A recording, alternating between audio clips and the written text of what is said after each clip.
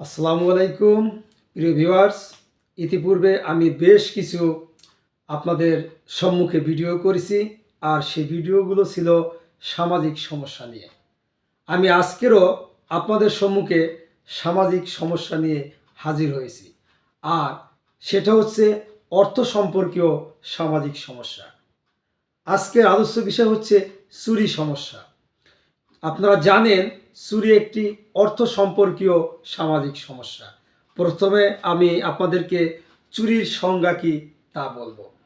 চুরি হচ্ছে কারো মালিকানাভুক্ত সম্পদ সংরক্ষিত স্থান থেকে গোপনে হাতিয়ে নেওয়া, অথবা রাজকোষ থেকে রাজকর্মচারীরা গোপনে হাতিয়ে নেওয়া, অথবা পারিবারিক হোক সামাজিক হোক, অর্থাৎ নির্দিষ্ট মালিককে না জানিয়ে ওই সম্পদ অন্য জায়গায় লুকানো অথবা তারা নিজেরা ভোগ করাকেই চুরি বলে থাকে। প্রিয় ভিউয়ার্স, এখানে একটি কথা স্পষ্ট বলছি, সেটা হচ্ছে ইসলামী সমাজে চুরির দায় ইসলাম সমাজ এড়াতে পারে না। কেউ যদি ক্ষুধার জন্য চুরি করে বা খাদ্যের অভাবে চুরি করে, তাহলে তার জন্য আগে খাদ্যের ব্যবস্থা করতে হবে, এটাই ইসলাম। এ দায়িত্ব যেমন নিজের, তেমনি ইসলামী সমাজেরও এ দায় এড়াতে পারে না।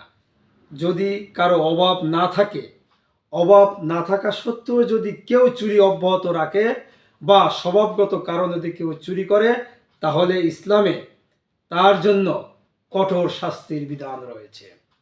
ভিউয়ার্স, পবিত্র কোরআনুল কারিমের সূরা মাইদার 38 নম্বর আয়াতে মহান আল্লাহ তাআলা ঘোষণা করেছেন, পুরুষ চোর ও মহিলা চোরের হাত কেটে দাও।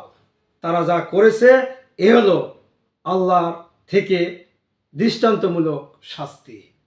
তাহলে আমরা এই আয়াত থেকে বুঝতে পারছি যে কঠিন শাস্তি রয়েছে যারা চোর তাদের জন্য। তবে এখানে হাদিসে উল্লেখ আছে, যদি অভাবের তাড়নায় কেউ চুরি করে থাকে, তাহলে তাকে অবশ্যই তার খাদ্যের ব্যবস্থা করতে হবে, তার কর্মসংস্থানের ব্যবস্থা করতে হবে।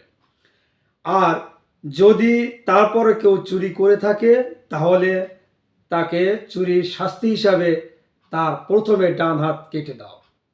যদি দ্বিতীয়বারও যদি চুরি করে, তাহলে তার বাম পা কেটে দিতে বলেছে। হাদিসে আরও উল্লেখ আছে যে যদি তৃতীয়বারও কেউ চুরি করে, তাহলে তার বাম হাত কেটে দাও।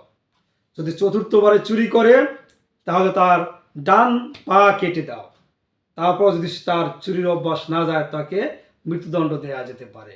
এটা বিশাল কঠিন শাস্তি, কিন্তু এটা শুধু ইসলামী রাষ্ট্রে, নামধারী কোনো মুসলিম রাষ্ট্রে এই আইন চালু করা